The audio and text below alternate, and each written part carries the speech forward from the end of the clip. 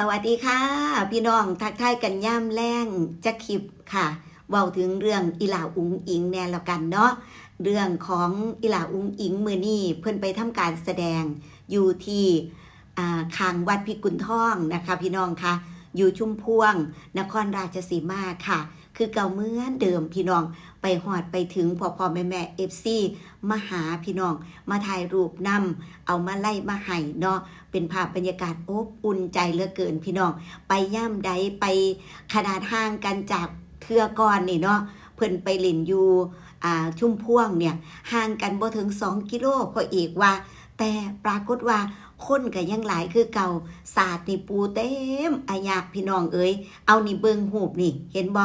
ศาสตร์นี่เต็มอายะแล้วผู้ที่มาหาอีหลาอุ๋งอิงพี่น้องค่ะมาถ่ายหูปนำมาทักทายนี่ละเนาะเอาของมาฝากมาตอนเอามาไล่มาให้พี่น้องเป็นคนเดียวในโลกอีหลีเด้ที่มีมาไล่ซุมือแล้วก็มีมือละหลายๆนี่ล่ะพี่น้องค่ะเป็นบุญวาสนาของอีหลาอุ๋งอิง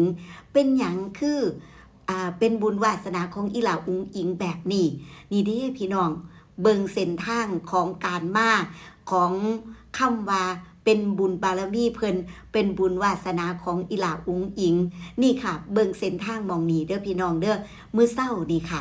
มื้อเช้านี่ทีมงานรถตู้เนาะพ่อเอกพาทีมงานพาอีหลาอุ๋งอิงไปฮอดชุมพวงตั้งแต่เช้า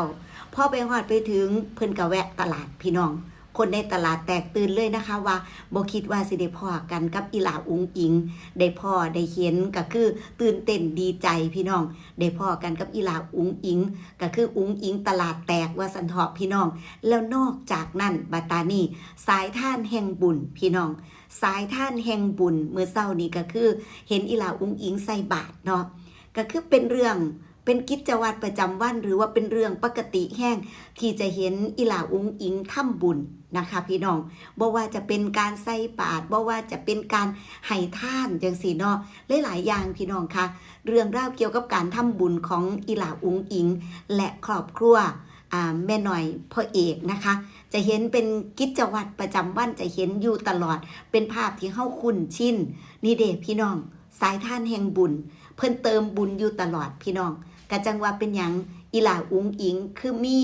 มาไล่มาตลอดมีมาไล่มาซุมือแล้วก็มือละหลายหนึ่งเดียวในโลกที่เฮาว่ากันนี่เนาะว่าเป็นหยังอีหลาอุ๋งอิงคือมีมาไล่ซุมือหลายคนเงิดหลายคนแปลกใจหลายคนแบบบ่อยากเชื่อก็ต้องเชื่อน่ะนะค่ะว่ามีซุมืออีหลีแล้วบ่แม่นมือละน้อยๆมือละหลายๆพี่น้อง มือละหลายๆแล้วมือนี่ล่ะว่าซั่นมื้อนี้ก็คือว่านั่นล่ะพี่น้องไปฮอดไปถึงเห็นบ่ก็มีพ่อๆแม่ๆ FC มาหา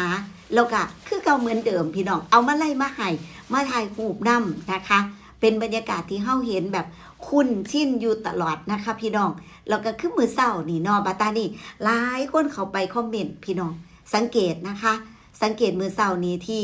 อีหลาอุ๋งอิงใส่บาตรนะคะพี่น้องซึ่งหลายคนว่าเอ้ยคือคนสมัยก่อนคือคนสมัยตะกี้เพิ่นใส่บาตรเพิ่นสิบ่ยืนใส่เด้แต่ซุมื้อนี่ลังเทื่อเฮาเห็นนะก็คือผู้หญิงนี่ล่ะก็คือยืนใส่ก็มีพี่น้องแม่นบ่คะแต่ว่าอีหลาอุ๋งอิงเนี่ยข้านเข่าน่ะพี่น้องข้านเข่าใส่บาตรนะคะพี่น้องข้านเข่าใส่บาตรนะคะพี่น้องหลายคนกับเข้าไปคอมเมนต์เรื่องนี้เนาะว่าจังใดแน่นี่พี่น้องเดี๋ยวขออนุญาตอ่านคอมเมนต์บางส่วนเนาะซึ่งถือได้ว่านี่ละเพิ่นเติมบุญอยู่บ่ให้ขาดพี่น้องนอกจากจะได้บุญได้รับในสิ่งดีๆที่เกิดขึ้นที่ได้รับแล้วบุญต้องบ่ขาดนะคะพี่น้องบุญต้องมีการเติมเพิ่มคือว่าง่ายๆอีหยังก็ตามเนาะถ้าถือใส่ไปมันก็เบิดได้บุญคือกันพี่น้องถ้าเฮาแบบคล้ายๆว่าเป็นบุญแท้ได้นั่นได้นี่มาเหมือนกับเฮารับมาแล้วจังซี่ถ้าเฮาบ่เติมลงไปมันก็เหมือนการใส่ออกไปใส่ไปแล้วบ่เติมก็ย่อมมีมือเบิดคือกันพี่น้องแต่ว่าสำหรับอีหลาอุ๋งอิงจะเติมเขาอยู่ตลอดนะคะเติมบุญอยู่ตลอดเนี่ยค่ะหลายคนก็ไปพิมพ์สาธุเนาะแล้วก็มีคนเดียวนี่ล่ะว่าซั่นข้านเข้าใส่บาตรน่ะเห็นบ่พี่น้องเห็นบ่อีหลาอุ๋งอิงข้านเข่าใส่บาตรนะคะซึ่งบ่ค่อยเห็นพี่น้อง บ่ค่อยเห็นสมัยตะกี้ตะก่อนน่ะเห็นคือหลายคนก็จะเฮ็ดแบบนี้นะคะหลายคนอาจจะบอกว่าข่อยก็เฮ็ดคือกันอยู่ก็แสดงว่านี่ล่ะหลายคนบ่เคยเห็นไงค่ะบ่เคยเห็นภาพนี่มีคนเดียวนี่ล่ะว่าซั่นข้านเข้าใส่บาตรไม่ใช่แค่กับพระนะกับผู้หลักผู้ใหญ่น้องก็เป็นแบบนี้เพิ่นว่านั่นมีคนไปคอมเมนต์ประมาณนี้คนโบราณเขาใส่บาตรแบบนี้ครับเพิ่นว่านี่มีคนมาคอมเมนต์แบบนี้เห็นบ่สาวน้ำยืนกับแนมเห็นคือกันว่าอีหลาอุ๋งอิงข้านเข่าพี่น้องข้านเข่าใส่บาตรคือนางเนาะแบบเป็นแบบปกติแล้วซุมื้อนี้หลายคนเขาเจ้าบ่ได้ข้านเข่าน่ะคือยืนใส่ยืนใส่โนมลงประมาณนี้แม่นบ่คะแต่ว่าอีหลาอุ๋งอิงนี่ข้านเข่าใส่บาตรเพิ่นว่าผมเกิดมา63ปีเคยเห็นแต่สมัยโบราณรุ่นพ่อรุ่นแม่เขาทำกันสมัยนี้เห็นอุ๋งอิงคนแรกว่าซั่นข้านเข่าใส่บาตรพี่น้องทำบุญใส่บาตรใครๆก็ทำได้แต่การเห็นเด็กที่ทำบุญแล้วนอบน้อมอย่างเธอมีน้อยมากว่าสันสาธุนะคะพี่น้องก็คือว่าพี่น้องแม่หน่อยพ่อเอกเคยเว้าสู่ฟังนะคะพี่น้องว่าอีหลาอุ๋งอิงเนี่ยจะไปวัดเนี่ยเหมือนจะไปวัดเนี่ยก็ต้องมีชุดที่เป็นชุดที่ใส่ไปวัดน่ะจะบ่ใส่กางเกงไป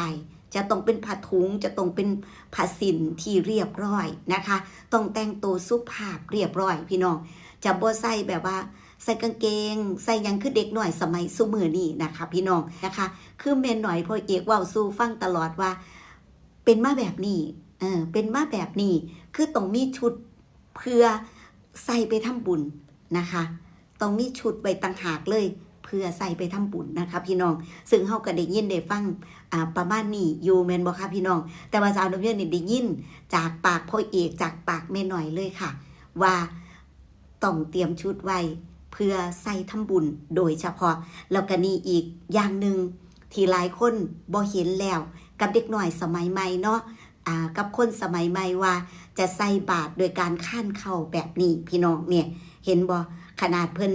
คุณพ่อเราเกิดมา63ปีแล้วเราบอกว่าสมัยตะกี้พ่อเห็นแต่ว่าซุมื้อนี้เห็นอีหลาอุ๋งอิงนี่ล่ะคนแรกว่าซั่นทำบุญใส่บาตรเนาะนี่ล่ะพี่น้องนี่ล่ะบ้านเฮาใส่บาตรข้านเข่าเพิ่นว่าข่อยก็เคยว่าซั่นนะคะข่อยก็เคยนี่ก็คือเป็นรุ่นแม่แล้วแม่นบ่คะสาวน้ำยืนก็เคยพี่น้องคือรุ่นเฮาเนี่ยได้เห็นได้ฮู้ได้เฮ็ดนะคะพี่น้องแต่ถ้าเป็นเด็กน้อยรุ่นซ้ำอีหลาอุ๋งอิงหรือว่าลูกสาวน้ำยืนจังซี่ก็น้อยนักน้อยหนานะพี่น้องถ้าเฮาบอกเขาก็โอเคนั่งลงอยู่แม่นบ่เห็นบ่คะอีหลาฮู้จักความหลายว่าซั่นสาธุนะคะหลายคนก็เข้าไปคอมเมนต์ประมาณนี้เนาะนะนี่ละพี่น้องเรื่องที่สาวน้ำยืนกันเลยว่าเอามาเว้าที่หลังเอามาเว้าตอนนี้ก็ได้เนาะถือว่าเป็นการคุยกันเรื่องอีหลาอุ๋งอิงเห็นความนอบน้อมเห็นความการปฏิบัติโตความดีงามที่อีหลาอุ๋งอิงเฮ็ดนะคะพี่น้องแล้วเป็นการเติมบุญให้ชีวิตเจ้าของอยู่ตลอดค่ะพี่น้องคะเป็นอีกตัวอย่างเป็นแบบอย่างเนาะพี่น้องเนาะที่ควรเฮ็ดควรทำนะคะบ่ว่าจะเป็นไผก็แล้วแต่พี่น้องค่ะบุญใส่ไปก็มีเบิดคือกันพี่น้องคือทรัพย์สินเงินทองสุอย่างนั่นล่ะเนาะเอาเป็นว่าเว้าสู่กันฟังขอบคุณหลายๆที่ติดตามค่ะ